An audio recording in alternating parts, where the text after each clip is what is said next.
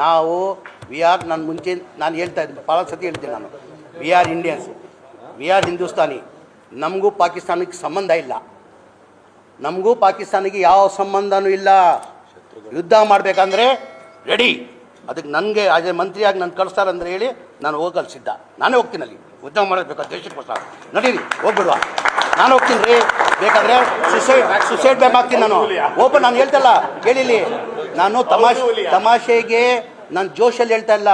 ಈ ದೇಶಕ್ಕೋಸ್ಕರ ನನ್ನ ಗತಿ ಇದ್ರೆ ಸುಸೈಡ್ ಬ್ಯಾಂಕ್ ನರೇಂದ್ರ ಮೋದಿ ಅವರು ಅಮಿತ್ ಶಾ ಕೊಳ್ಳಿ, ಅಲ್ಲ ಮೇಲೆ ಆಣೆ, ದೇವ್ರ ಮೇಲೆ ಆಣೆ ಕಟ್ಕೊಂಡು ನಾನು ಪಾಕಿಸ್ತಾನ ಹೋಗ್ತೀನಿ. ಈಗ ಶಿವಾನಂದ್ ಪಾಟೀಲ್ ಅವರು ರಾಜೀನಾಮೆ ಕೊಟ್ಟಿರೋದು ಹಿನ್ನೆಲೆಯಲ್ಲಿ ಬಿಜಾಪುರ ಅವರು, ಒಂದೇ ನಿಮಿಷ ಅಣ್ಣ, ಅವರು ಬಿಜಾಪುರ ಜಿಲ್ಲೆಯವರು.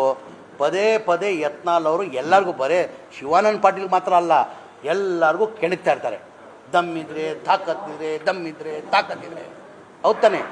ಎಲ್ಲರಿಗೂ ಒಬ್ರಿಗೆ ಶಿವಾನಂದ್ ಪಾಟೀಲ್ಗಂತ ಇಲ್ಲ, ಎಲ್ಲರಿಗೂ ಏನು ಮಾಡ್ತಾರೆ, ಎಲ್ಲರಿಗೂ ಸವಾಲು ಹಾಕಿ ಎಲ್ಲರಿಗೂ ಒಂಥರ ಚಾಲೆಂಜಾಗಿ ಮಾತಾಡ್ತಾರೆ.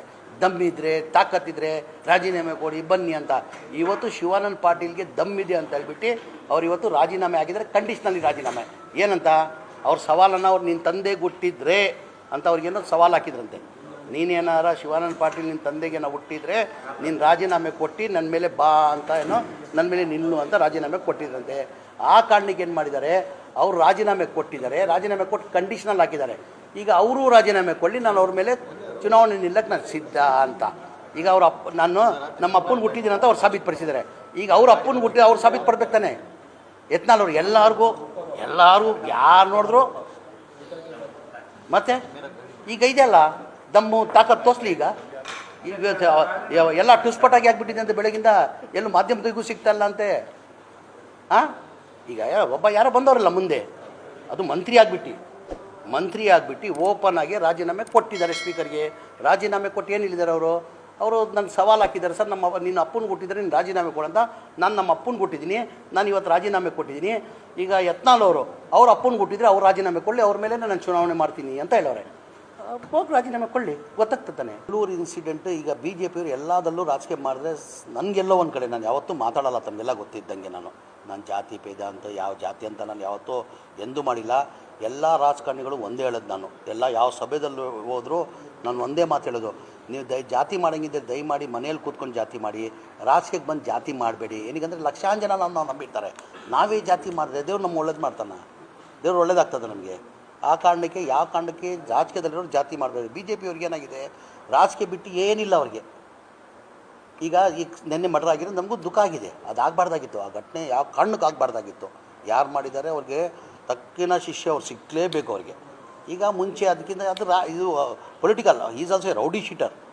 ಯಾರು ಸತ್ತಿದ ಪಾಪ ಆಗಬಾರ್ದಾಗಿತ್ತು ಆ ಘಟನೆ. ನಾನು ಅದು ಖಂಡಿಸ್ತೀನಿ. ನಾನು ಯಾರನ್ನ ಇಲ್ಲಿ ಜೀವನೇ, ಅದಕ್ಕೆ ನಾನು ಖಂಡಿಸ್ತೀನಿ. ಅಂದರೆ ಅದ್ರಲ್ಲಿ ನಾವು ರಾಜಕೀಯನೂ ಮಾಡಬೇಡ್ತಾನೆ.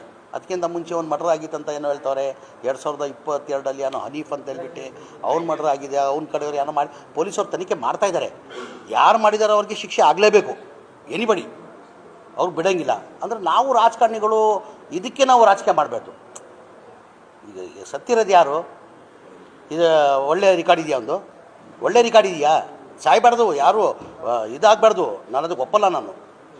ಹಾಗಾಗಿ ಎಲ್ಲದಲ್ಲಿ ಬಿ ಜೆ ಪಿಯವರು ರಾಜಕೀಯ ಮಾಡೋಕ್ಕೆ ಹೋದರೆ ಅದು ಎಲ್ಲೋ ಸರಿಗಿಲ್ಲ ಅಂತ ನಾನು ಭಾವಿಸ್ತೀನಿ. ಅವ್ರು ತನಿಖೆ, ನಾನು ಹೇಳ್ತಾ ಇದ್ದಿಲ್ಲ, ಯಾರು ಮಾಡಿದ್ದಾರೆ ಅವ್ರಿಗೆ ಶಿಕ್ಷೆ ಆಗಲೇಬೇಕು ಅಂದ್ರೂ ನಾವು ರಾಜಕೀಯ ಮಾಡಬಾರ್ದು. ಅವ್ರದ್ದು ಪರ್ಸನಲ್, ಅವ್ರು ಏನೋ 2022 ಮರ್ಡರ್ ಆಗಿತ್ತಂತೆ, ಅವ್ರ ಕಡೆ ಅವ್ರಿಗೆ ಕೂಡ ಹೇಳ್ತಾರೆ. ಪೊಲೀಸರು ನಾವು ಹೂವು ಕೇಳ್ತಾರದು ನಾವು. ಈಗ ಪೊಲೀಸರು ತನಿಖೆ ಮಾಡ್ತಾಯಿದ್ದಾರೆ. ಯಾರು ಜನ ಇರಲಿ, ಜೀವನೇ, ಹಿಂದೂ ಜೀವ ಇರಲಿ, ಮುಸಲ್ಮಾನ್ ಜೀವ ಇರಲಿ, ಎನಿಬಡಿ ಈ ಥರ ಮಾಡಬಾರ್ದು. ಇದಕ್ಕೆ ನಾವು ಒಪ್ಪಲ್ಲ. ಈಗ ಬಿ ಜೆ ಪಿ ಗೌರ್ಮೆಂಟ್ ಇರುವಾಗ ನಾನು ಪಟ್ಟಿನ ಲಿಸ್ಟೇ ಕೊಡ್ತೀನಿ. ನಾನು